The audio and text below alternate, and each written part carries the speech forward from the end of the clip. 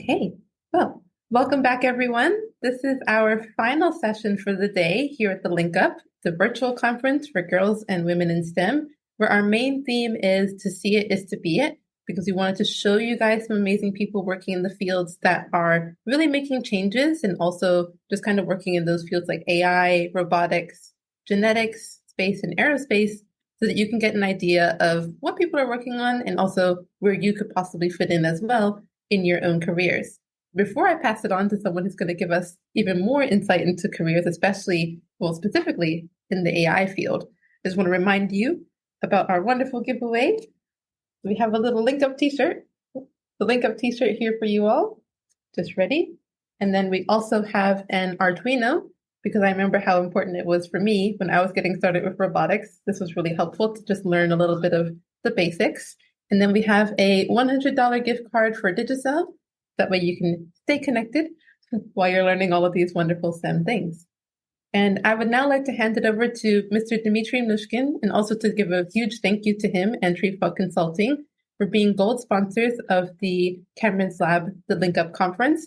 For their support for girls, women in STEM has been phenomenal and honestly inspiring to learn from. I remember when I was at BHS in my high school years getting started with robotics, and they also supported me and my dreams of being in tech back then. So it's wonderful to join up with them again for this session. So Mr. Dmitry, thank you so much for your time. We look forward to learning from you. Thanks, Kameron. I appreciate the opportunity to speak. Initially, this presentation was going to be called AI Questions Your Future Employer Wants to Know. But I wanted to tailor this a little bit more to the students who are attending this particular seminar, because I'm sure that one of the biggest questions on their minds is, what kind of job am I going to get when I graduate? And how can I get that job?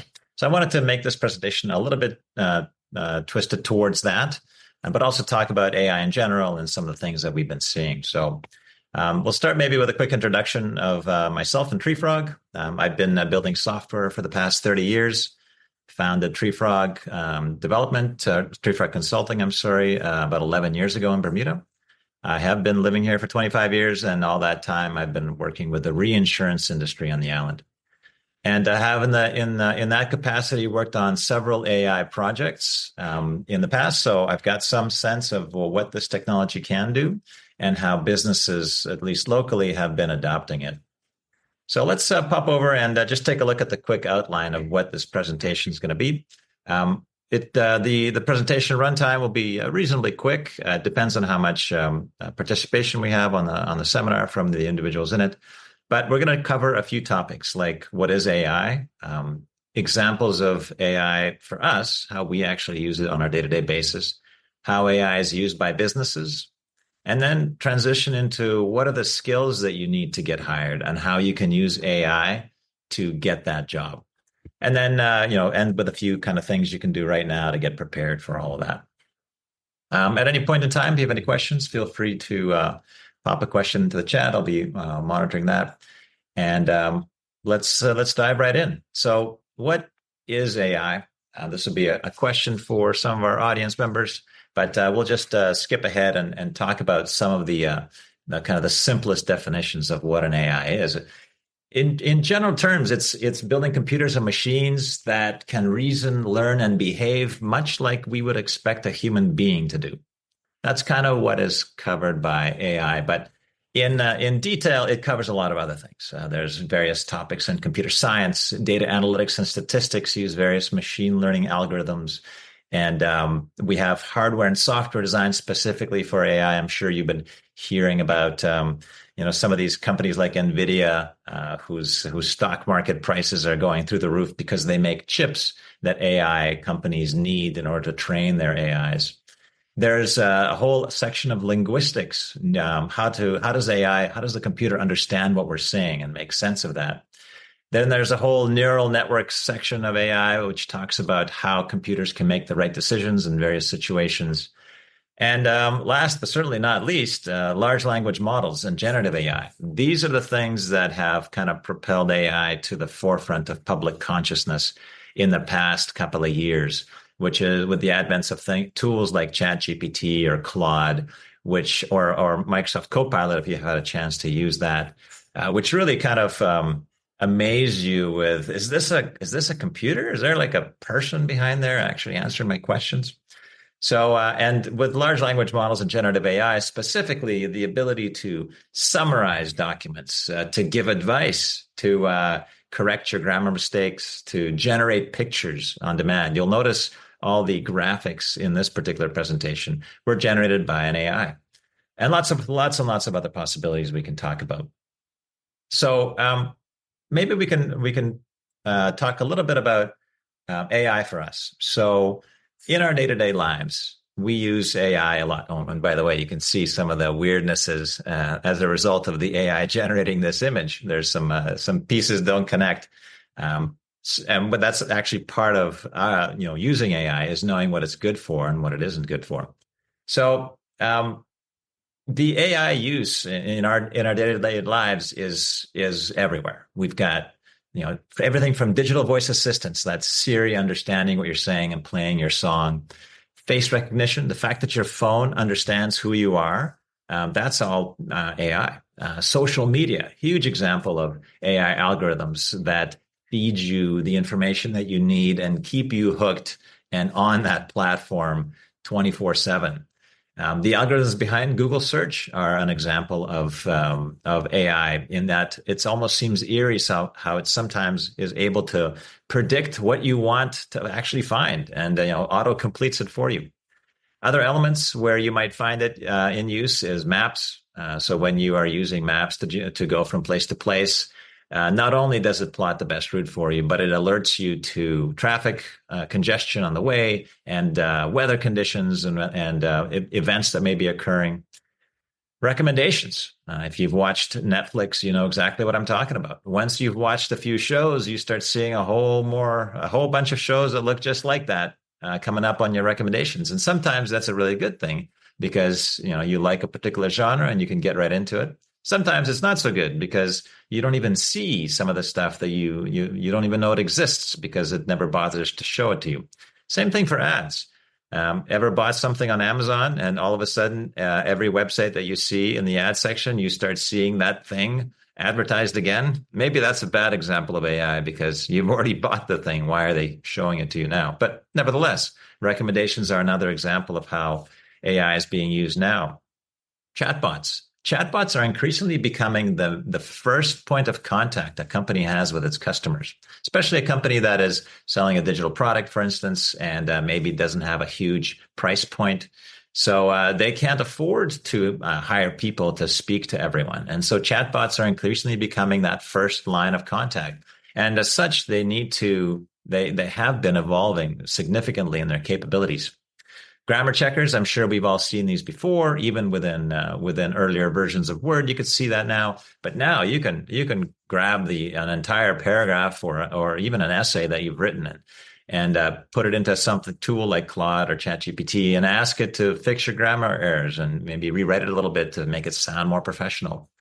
Content generation, another great example of AI. All the pictures you see here are examples of content, in this case, pictures being generated by an AI. But increasingly we're seeing books on Amazon that have been written completely by ChatGPT. There's hundreds of them. And publishers are scrambling to find ways to, require people to indicate when that is the case or not, because, not everybody wants to read something that an AI garbled out. And, so this is something that all of us have on a day-to-day basis. The spam detection behind our mail is using a lot of AI algorithms to find which emails are likely spam and which ones are not. And you'll notice, at least I certainly noticed, that I get a very rare number of spam messages that are not spam. It's really, really accurate at predicting these. So let's talk about AI in business, because business uses AI in a different way than we do as individuals. And there's a number of things that kind of the top uses of AI in business currently. Customer service is actually at the very top. So these are some of these mechanisms to allow a computer to speak to the person. For example, if you've ever dialed into a bank or some other type of large service, maybe a trading desk, you'll be greeted by an artificial voice and an artificial personality who is asking you about what you need to be done. Cybersecurity and fraud. Businesses are increasingly deploying AI techniques to detect that. Banks, especially, use a ton of machine learning and fraud detection software in order to identify when a particular set of transactions is fraudulent or not. That's why sometimes your bank calls you like the second that somebody tries to use your card somewhere for a weird charge. And a lot of times it's false. It's in fact yourself. But sometimes they catch a bad charge before it becomes a problem for you. Digital assistants, another way that companies are really plugging into this, which is trying to organize themselves. Maybe people organizing their meetings using a digital assistant, maybe a note taker where they can record a voice note to themselves that's immediately transcribed. Maybe something as simple as in Teams, there's now an option, if you use Teams, to transcribe the entire meeting and even associate who was speaking and what they said. Customer relationship management. How do you keep and retain customers? Many websites these days have a very enhanced and impressive algorithm for trying to retain a customer. If you ever want to quit being a customer of Amazon Prime, for example, or Netflix, they will send you all sorts of tailored messages saying, well, are you sure you want to quit? What if we give you a 30% discount? And all of these things are algorithm-based techniques for retaining those customers based on lots and lots of statistics behind the scene. And there's a bunch of other stuff that I've mentioned in here: inventory management, content creation, as I mentioned, all the way down to recruiting as well. So now I think it's a good time now that we've seen how AI is used individually and how AI is used in business to transition to the main theme of this particular presentation, which is how do you get hired? How do you either work in the AI industry, or how do you use AI to help you get a job in whatever industry you happen to be in? Just because you're not in STEM, for instance, doesn't mean that you can't use AI to help you. So I think before we talk about how you can use AI to do that, it's important to discuss what it is that an employer is looking for when they want to hire someone. And employers, there's a large list, a laundry list of things, but there's a few kind of things that they really want. Everybody wants these things. The first is problem solving. You got to display that you're capable of critical thinking, that you're capable of being creative in your problem solving. So critical thinking means, how do you solve a problem when a problem is presented to you? What is the mechanism that you use in order to solve a problem reliably? When do you question an outcome? Your spreadsheet that they told you should give you this number gives you some different number. Do you question it? Do you say, well, that doesn't make sense to me? Or do you just accept it as the number the system gave you and keep on going? What tools do you use to help yourself with that problem-solving process? And on the creativity side, can you think outside the box when it comes to solving a problem you haven't seen before? Employers want to see that you're capable of these skills. Next thing that they really look for is teamwork and collaboration. So what does that mean? That means you need to have interpersonal skills and you need to be able to handle conflict resolution. These are really common themes in any kind of job scenario where you are not the only person in the company. You have to work with other people, whether you're physically present in an office with them, or if you're a part of a remote team, distributed remote team, it doesn't matter. You're going to have to interact with these people on a day-to-day basis. So on the interpersonal skill side, how do you fit in? How well do you fit into a new group? Are you a chameleon? Can you adopt the colors of whatever group you happen to be in so that you fit in, or are you always sticking out like a sore thumb? So being able to show how you can adapt to different social situations is a big advantage. On the conflict resolution side, show how you can have difficult conversations. Show examples of how you handle yourself under pressure. And how do you de-escalate an argument and reach a consensus? These are all key elements of teamwork and collaboration. And showing that to your prospective employer is going to be a good prerequisite to getting hired. Next thing is work ethic. And this is something I hear a lot more about these days than before. There's some folks are, trashing the latest generation, which I think is just every generation trashes the generation that comes after them, saying, oh, they don't work as hard as we do and whatever. But there is something behind this, which is from a work ethic perspective, employers are looking for dependability and professionalism. They want to know that if they hire you to do a job, you're going to do that job. You're going to show up every day and do that job. And if sometimes you got to stay late, you're going to stay late and do that job. And that job is important to you, like it's important to that company. The more you can demonstrate that to that company, the more valuable they will consider you to be. And on the professionalism side, how do you be consistent with the work product that you produce? Because if you are great one time at creating what the boss wanted, and then the second time you totally blow it, and the third time you get somewhere in the middle, that's not consistency. That's not what they're looking for. Can you be consistent with how you deal with people? Can you be as nice to someone who is not very nice to you as you are to someone who is very nice to you, because you're at work and you got to keep it professional? Or maybe you're on the sales floor meeting potential clients and some of them just rub you the wrong way. Can you keep that demeanor up? Can you keep calm and carry on? And the next thing is communication skills. And, to some degree, we talked about that in the work ethic, but communication skills come in three main varieties. There's written, there's verbal, and there's kind of listening skills. So on the verbal side, are you clear and easy to understand? Can you communicate your point quickly, efficiently, and such that the other person understands what you've said and can pivot and answer your question? Can you get your point across quickly, obviously, and can you keep this discussions concise and productive? How many times have you been in a meeting where someone's talking for a very long time, kind of like I am right now, but it's like it's just all noise. You just want to get to the point already. That's your ability to keep a discussion concise and productive. On the written skill side, it's kind of the same as the verbal, but in writing, with the extra added benefit that what you write is forever preserved, because if you send that email is going to stick around forever. So whatever you've been using to make sure that you keep your verbal communications professional, you got to be doubly sure when you're writing things down to make it even more professional than before. And on the listening side, are you a good listener? Can you define even what a good listener is? Can you listen when you're angry or stressed? These are skills that employers are looking for. And the final thing that employers like to see is some leadership abilities. So what does that mean? Well, it basically means practicing and applying all of the above stuff on a day-to-day basis. If you can show that you can do all these things repeatedly, you have the makings of a good leader. And that's going to be very attractive to potential employers. So now that we've kind of identified what are the skills that employers want, and again, this is across STEM, across any kind of job. You could be being hired for a NASA robot building mission, or you could be being hired to sell clothes at the Gap. It doesn't matter. Employers are looking for all of these attributes. So let's get to the point.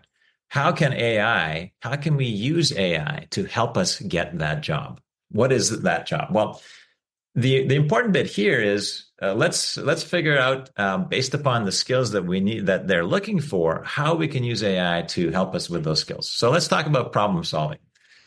So how can AI help us here? Well, you could talk about how you solve difficult problems using ChatGPT to give you some examples of things you could talk about. Like you can plug in some things you've gone through before and have it make some suggestions.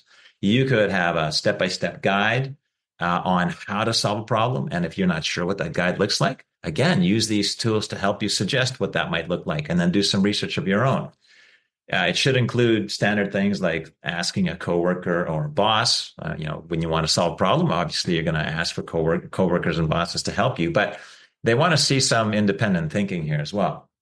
So that should include how you use tools like Google search, or, in this case, ChatGPT or Claude to help you find the answer.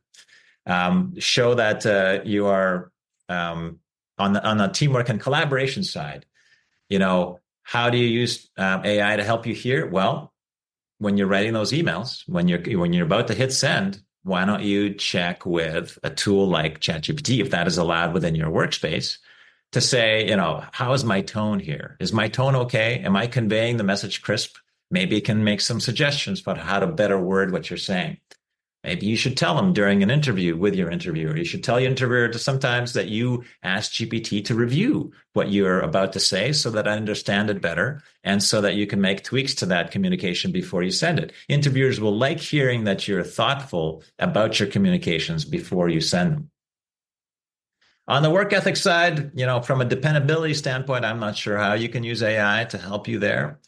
But from a professionalism standpoint, I think you can use AI and tools like ChatGPT to spitball ideas and responses to certain situations to help you figure out how to do things better.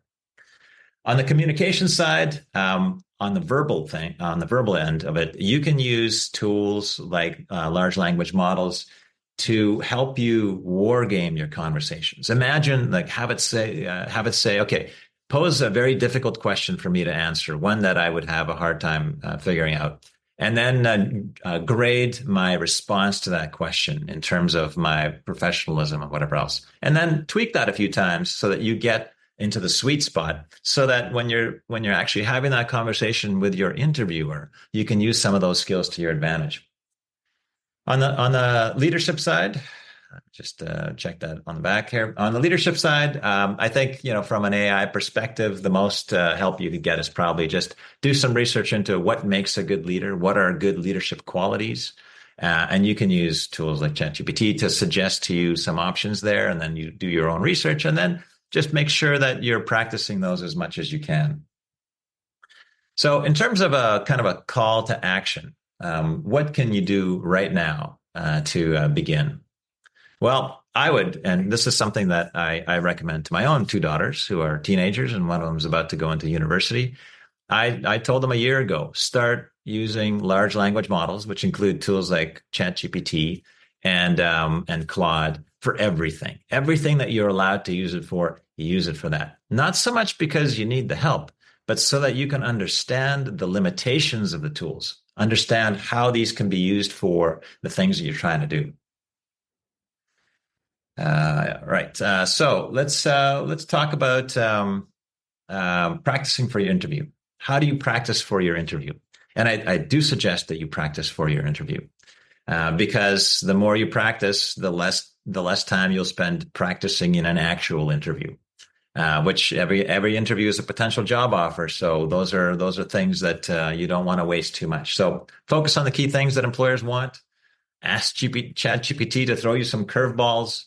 Show employers what they want to see. You know what they want to see. Show them what they want to see. And then, be passionate, engaged. No one wants to interview somebody who is like talking in a monotone, has no facial expressions, doesn't get excited about anything. They're trying to imagine working with this person, right? They're trying to imagine working with you. So if you're just sitting there like a bump on a log, it's not going to be very impressive. So try to be, don't be bored, be enthusiastic, do some research on the employer in advance.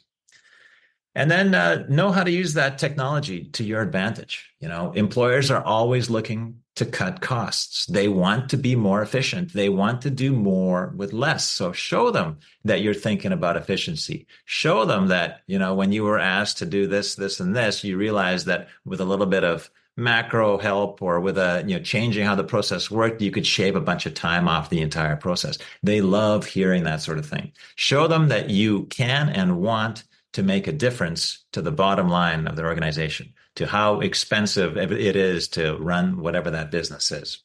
And show them that you're not afraid of using technology to accomplish that. That's most of the slides that I had prepared for everybody here. I'd like to open the floor to any questions. Anybody have anything they want to ask me? I'm not sure if anyone is ready to unmute. If you are, feel free to raise your hand and I will unmute you so that you can speak with Mr. Mnushkin. But thank you so far for this wonderful presentation. We do have 2 questions already.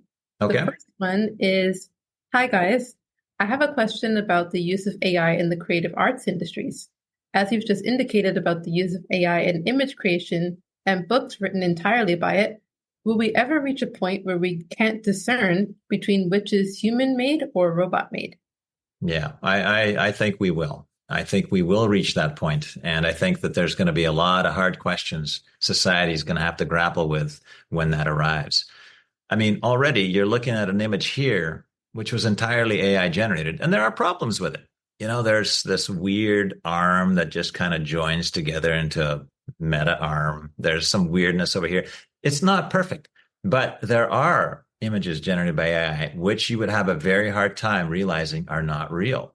And that's just with a technology that in this particular sense is maybe like a year old, maybe a year and a half old, and they're improving rapidly. So I definitely see a situation arising very, very soon when the images generated by AI will be indistinguishable from real world. Also on the content generation, if you've been playing around with ChatGPT and asked it to write about something, I mean, what it produces is pretty high quality stuff. I mean, you would have you would have you could detect that it's maybe written by an AI because it's so good right now. Yeah, which is a sad thing to say, that it's actually is detectable because it's too good. So yeah, I think that's a very real problem, and it is heading our way. Now, it may not arrive quite as quickly as we'd feared. I think initially when the AI hype was at its highest, we were kind of thinking, all right, well, ChatGPT 5.0 is coming, and when it comes, it's going to be like all singing and all dancing. You'll be able to do everything through that.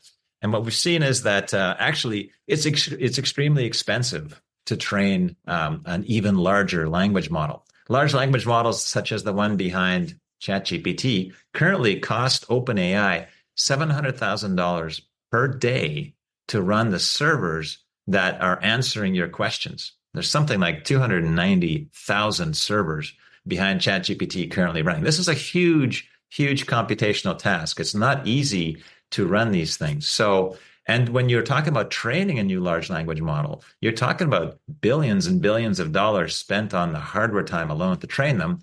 And while we have seen interesting emergent behaviors in large language models, whereby the more parameters you use when creating the model, the more performant and interesting and unexpected are its results, the more quality are its results. So it's not just a straight line or even a diminishing return. It's got a little kind of kick on the back. It's moving up, which means the more parameters you add, the more even better it becomes. But every time you add parameters, the runtime of these things to train the model gets very, very long, very, very fast, and very, very expensive. So it's going to take a while before AGI arrives, which is artificial general intelligence. That is, an AI which is kind of like can do everything that a human can do, but better. Oh, wow. And then to follow up on that, we have one more question here in the chat. We have, three more questions. For the use of AI to get a job, as you've informatively mentioned, all the possible aspects of how to utilize it, wouldn't there be a risk of dependency on it, like ChatGPT? Yes, there would be a risk of dependency on it. But I would ask you this: how dependent upon you are you now on Google search to find an answer when you need an answer? I would say you are extremely dependent. I would ask you, how dependent are you on a calculator to do complex math problems? I would argue you're very dependent on that. How dependent are you on electricity to do everything you do in your life? I think that AI is going to be like that for us. It's going to be like electricity for us. Sure, you could live in a wood cabin in the woods and do everything yourself, but would you want to? I think that the real question is, if you shun AI, if you stay away from it because you've got a position, basically, you feel strongly that you shouldn't, will you be losing out in opportunities to those that don't? Right. And that's the slippery slope. If everybody else is using AI to help them generate good looking content and you aren't, and they're doing a good job in a quarter of the time that you are you at a disadvantage? I would argue that yes. Now, I'm not saying you jump in all fully and just commit yourself to that altogether and lose your other skills, but just keep in mind that not everyone has the same stop, and not everyone feels the same way about AI. Some people will jump right in and not look back. Now, true, if all of a sudden AI becomes unavailable, they're going to be completely lost, and you'll have an advantage. But that's like saying, well, okay, when there's no electricity, then they'll be at a disadvantage. Well, how often are you without electricity? Like, I think just to build upon that a little bit more for the younger students.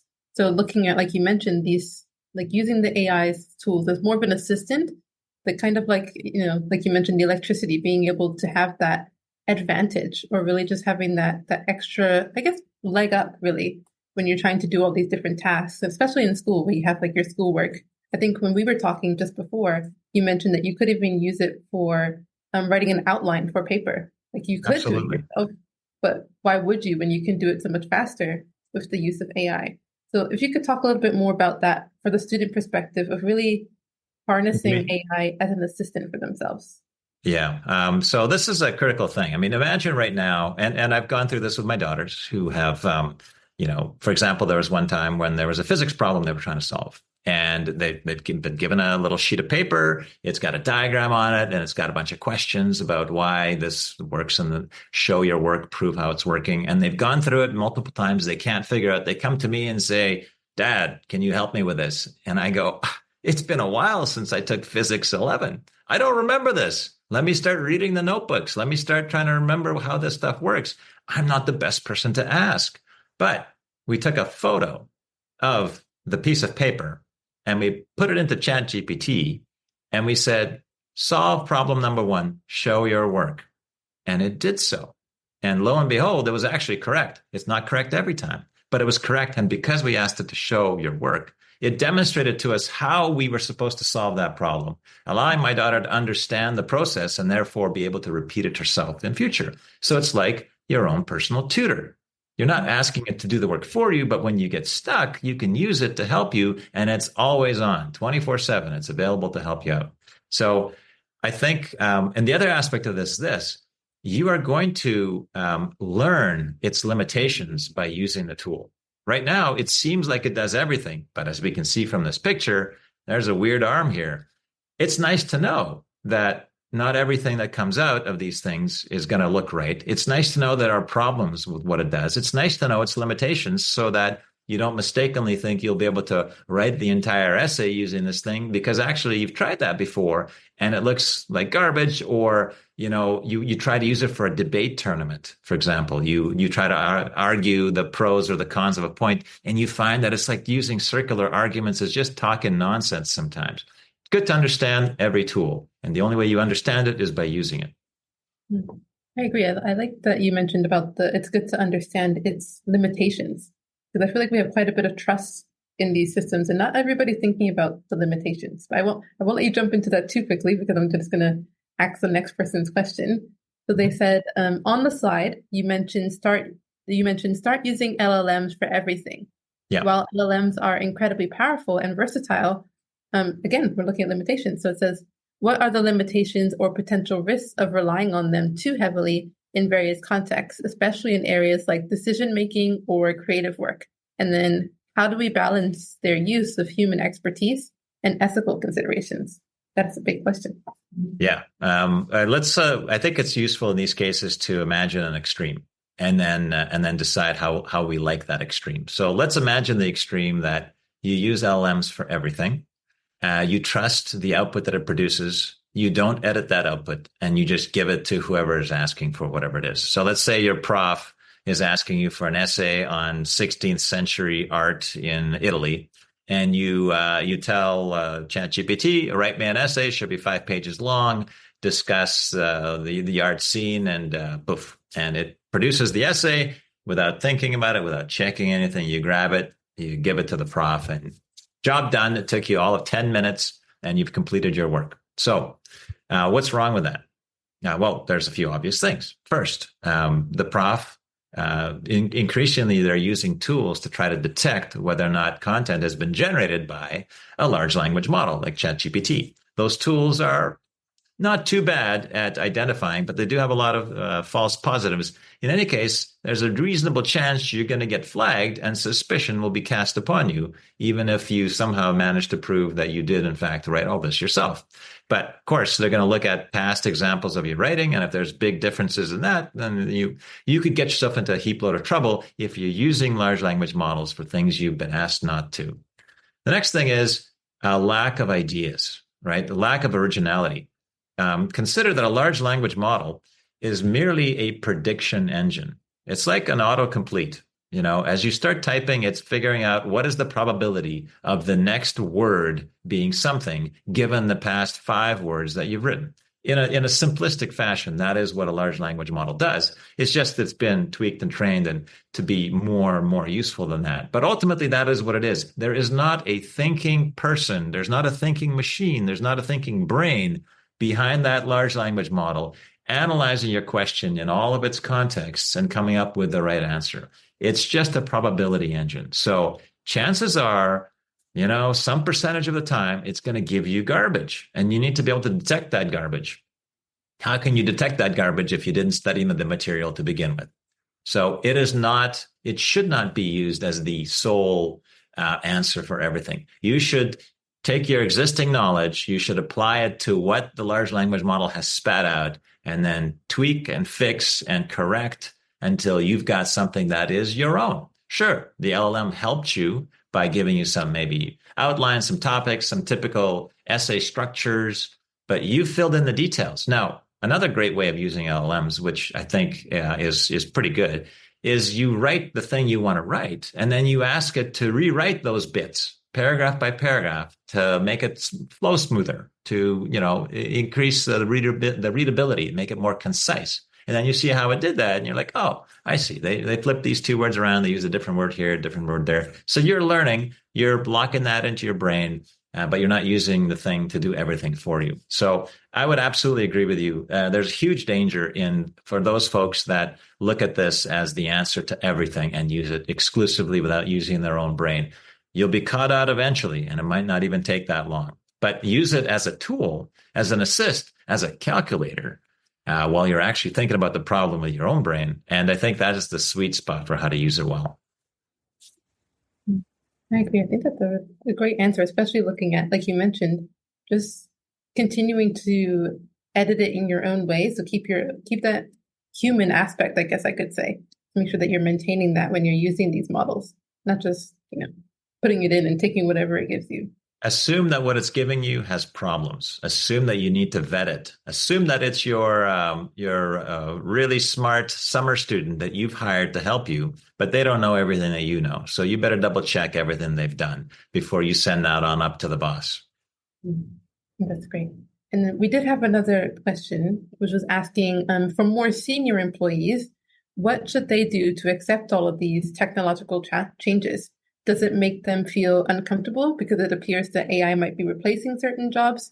And do you have any recommendations around this space? I would ask for a clarification about what senior employee means. Are we talking folks in management?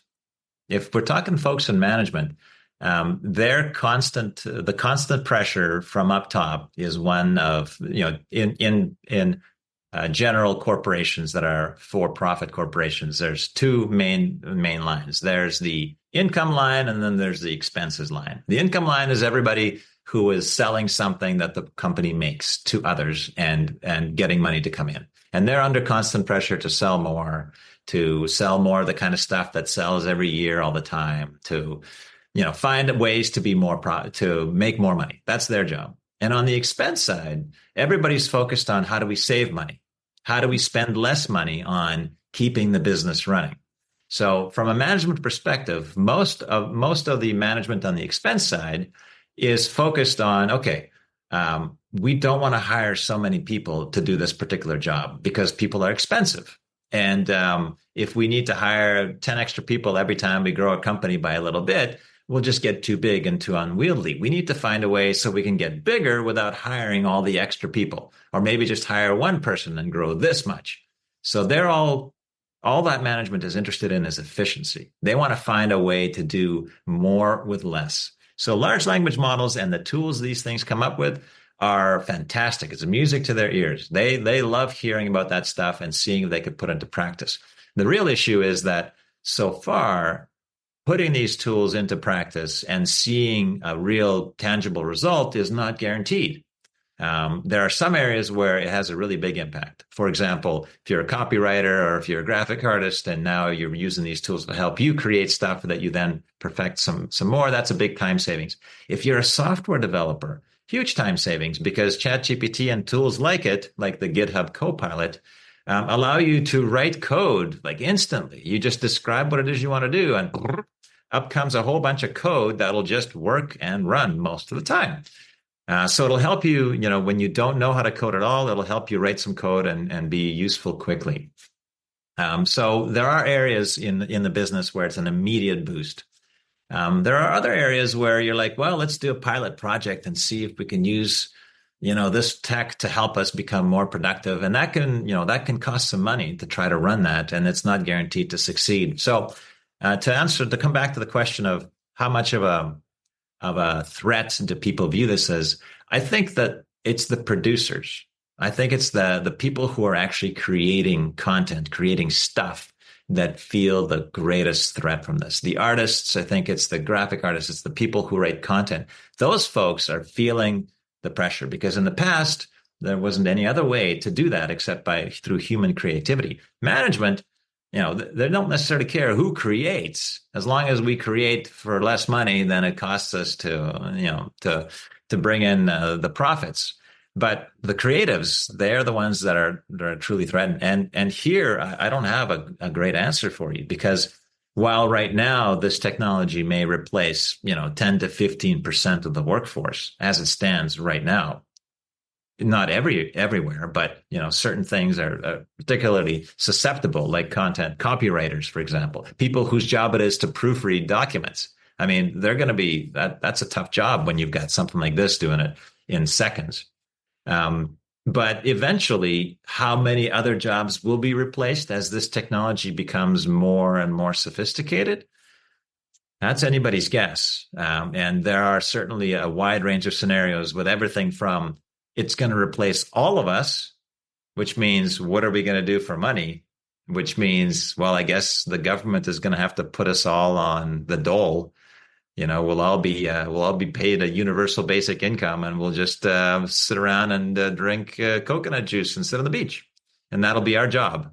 This thing is just all of this is going to be is just like every other industrial or any other type of technology revolution in the past. It's going to displace some jobs, like when the textile mills became automated, and all these people that were manually sewing stuff were replaced by machines that sewed stuff. Sure, there was a bunch of people that lost their jobs because they couldn't sew anymore. They didn't need to be sewing by hand anymore. Machines took over from that.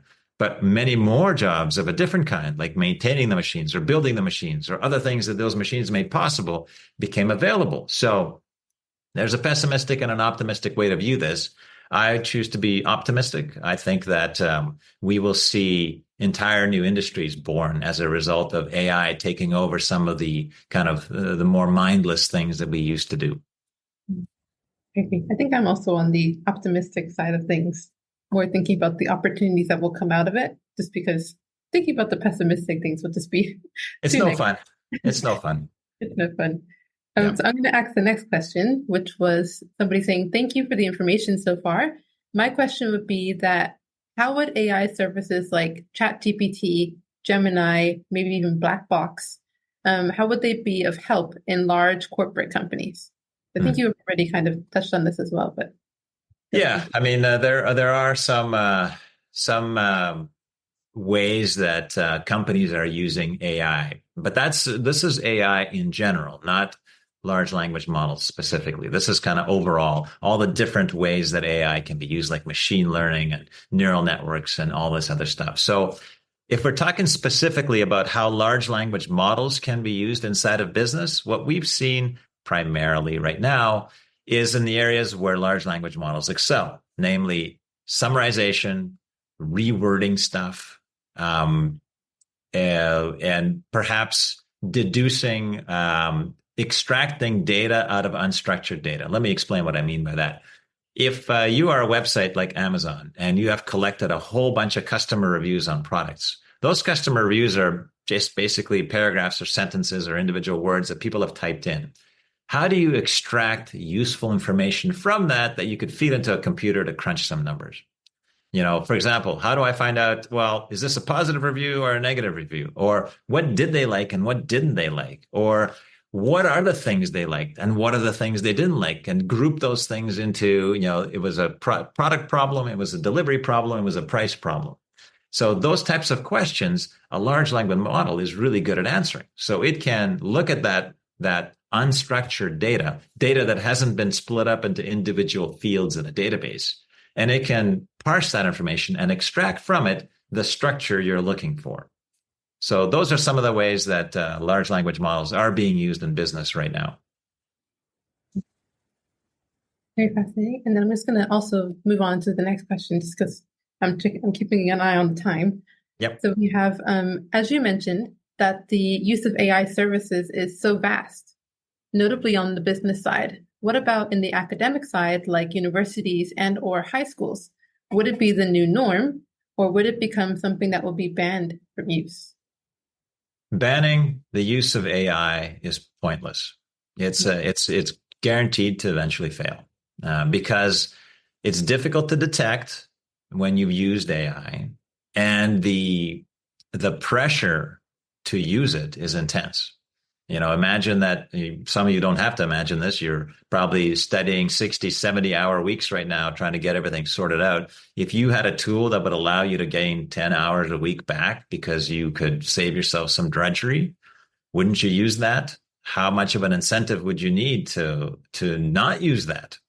So I think universities and academia will try to ban AI as much as they can, but eventually what they'll need to do is to pivot. They'll need to pivot to the things that AI cannot do. And I think that's going to, I think we're going to see changes in curriculum eventually and in what we're teaching our students, because, let's face it, who's going to learn how to be a copywriter when that profession disappears because you don't need it? AI is there now. So how much of how wide of that impact will be on other potential professions that schools are teaching? How much will we start changing in terms of what the training that we're undergoing now to be ready for the jobs? And, when we graduate, we have to start looking forward to say, well, some of these professions won't exist. So let's focus on the ones that we know will exist or we believe will become new professions at that point in time.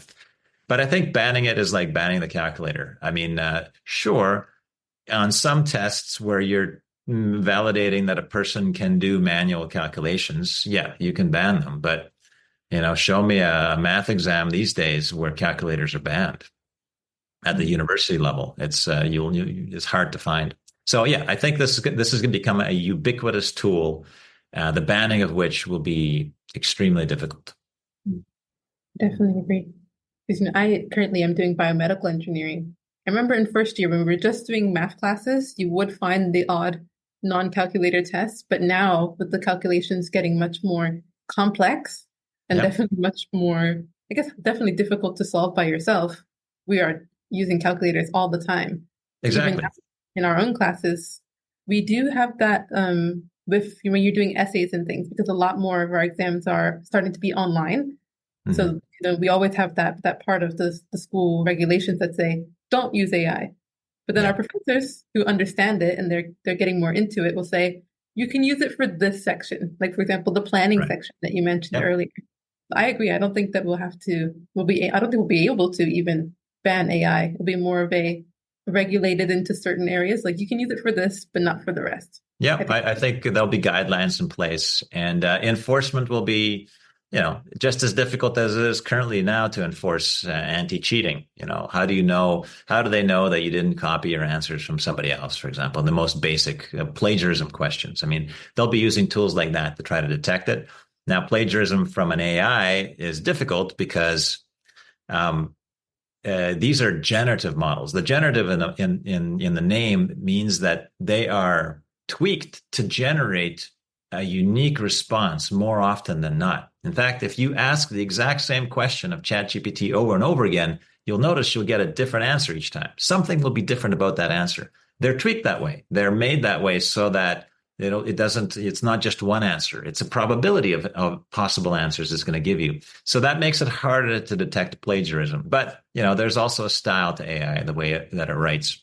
speaking of style, if anyone wants to play around with this stuff, if you haven't already, I highly recommend that write some paragraph about something, or maybe you've got some book summary that you've got, and then ask the AI to render that whole thing that you've written as a rap by Snoop Dogg, or a poem by some famous poet in that style, and it's a pretty entertaining thing to see. That's really cool. I actually went to a conference just last summer, and one of the speakers, his final speech was a poem that he got AI to write about the conference just as he was sitting there. He was on his phone the whole time. We were very confused.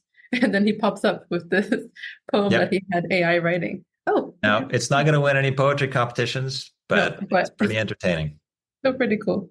Oh, we have a hand here from Kurti. I'm going to just allow you to unmute yourself if you like. Yes, hello. Thank you. Thank you so much for the amazing presentation, Mr. Mnushkin. It's definitely an invaluable topic to discuss in today's world for sure. I know you've explained how we can use AI as an applicant, and I can see here on this slide, you've also got recruiting as something that we can use AI for.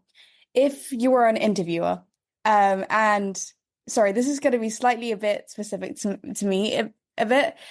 If you were meant to hire, let's say, students or engineers for a high workload project, how would you use AI during the application process to ensure you get the best employees possible?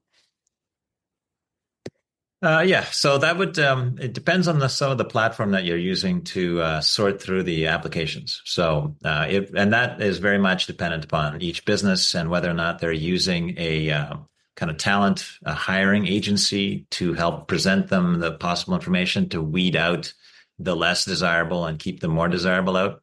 But if you so there's a big question there, because each one of these approaches will have a different way to weed out the applicants. There's also the question of how many applicants there are. If there's 3 applicants for the position, well, it's not hard to review all those and make a decision manually. But if there's 1,000 applicants for the position, you've got to have some way to get through that entire data set very quickly and identify things you want. So let's say that you had nothing, but you did have somebody who was familiar with a tool like ChatGPT and was able to do a little bit of coding. You could quite quickly write some code that would go to each document being the resume of that person, and extract from it the key things you're looking for this position. So, for example, if the position is, as you mentioned, it's going to require a lot of work. So you're looking for examples where the person is willing to spend whatever time is necessary to get the job done. If the position calls for a certain skill set, you would say, extract from this, those people that have these skill sets. So you could create a database out of the individual resumes that came in. And that database can then be sorted by all the different extracted fields that you wanted to look at. And then you could pick the ones that are most interesting to you by filtering out those with scores that are too low in certain categories.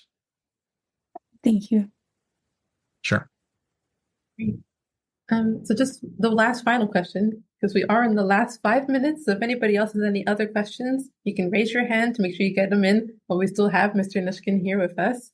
So this question here is, hi, Mr. Dmitry. I wanted to slightly divert from the business side, which my question would be that given the rapidly evolving nature of fields like medicine, how can we confidently assess the accuracy and reliability of information generated by LLMs?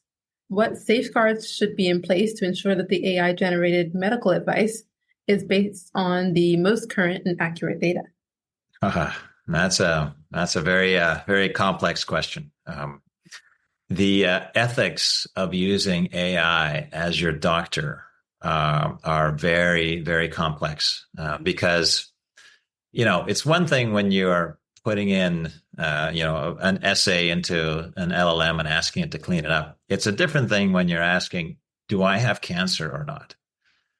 You don't want a lot of false negatives or a lot of false positives. You want a proper physician will give you whatever information they can give you, and take care not to give you false hope or to scare you too much or do all these different things. So, any LLM or AI used for diagnosis, I think initially will need to be under the supervision of a human doctor.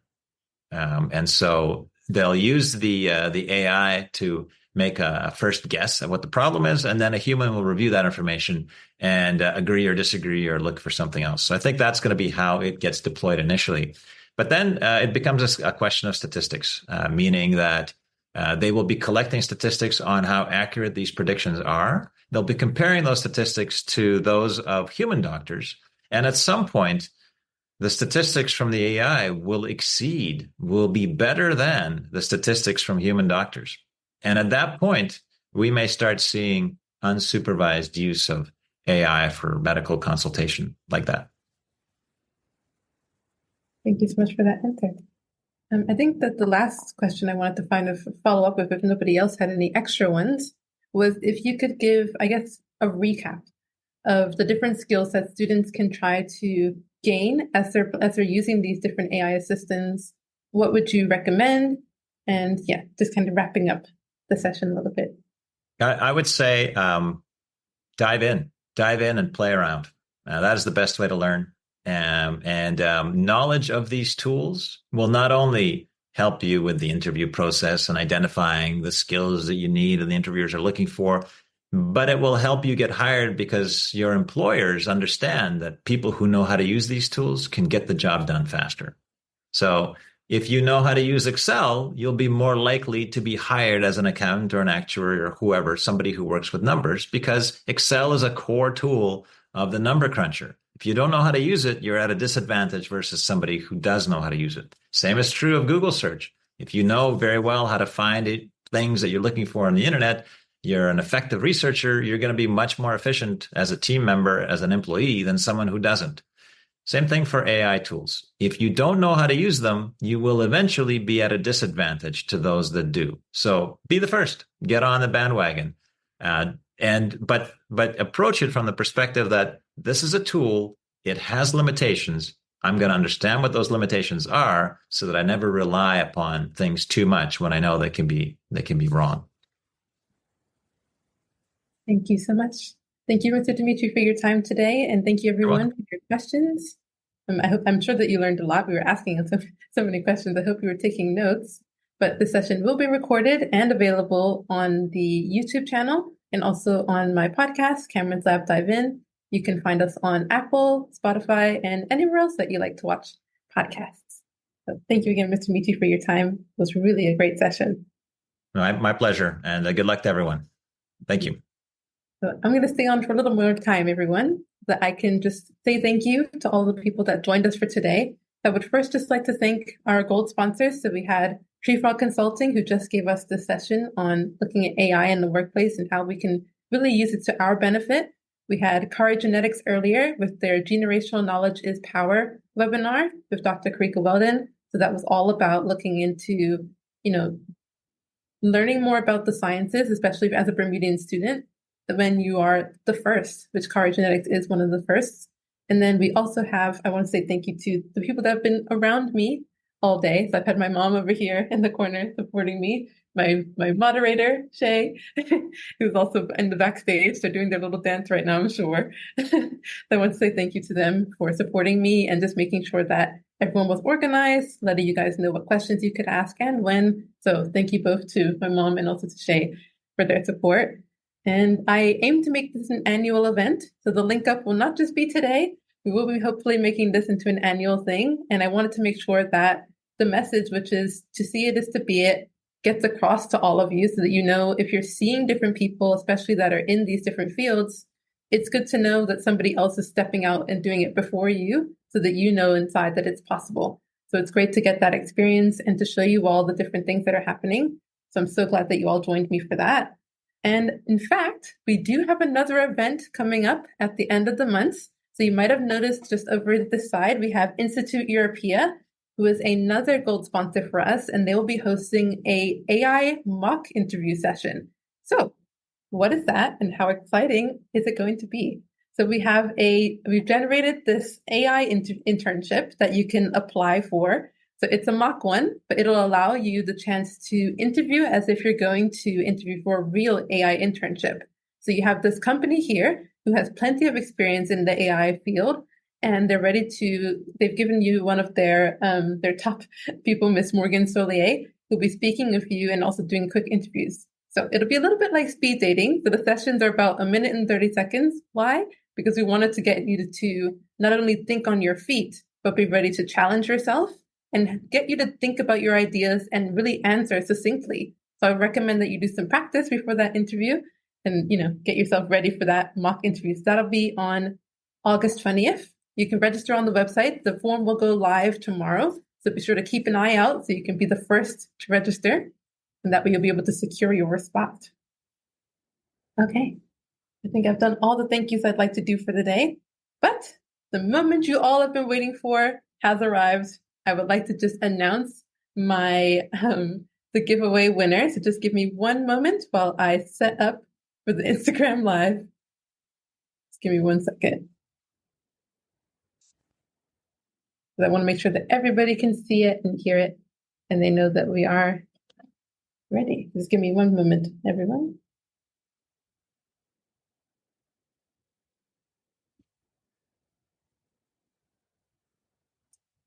That's what happens when you're an almost one-woman army. Gotta make sure you're set up. Okay, checking my little connection. Alrighty, so the moment is here. We are going to be announcing our giveaway winner.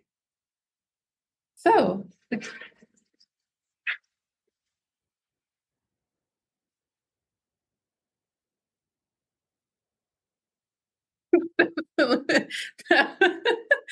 was from my mom.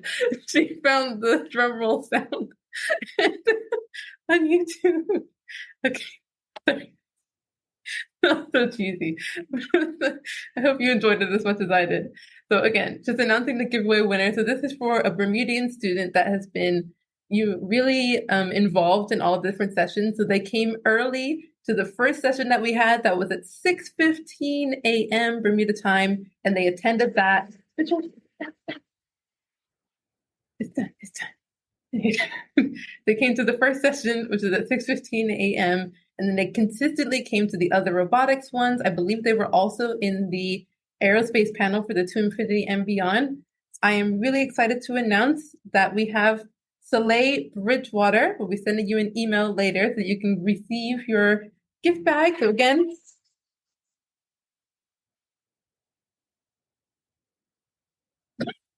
sorry.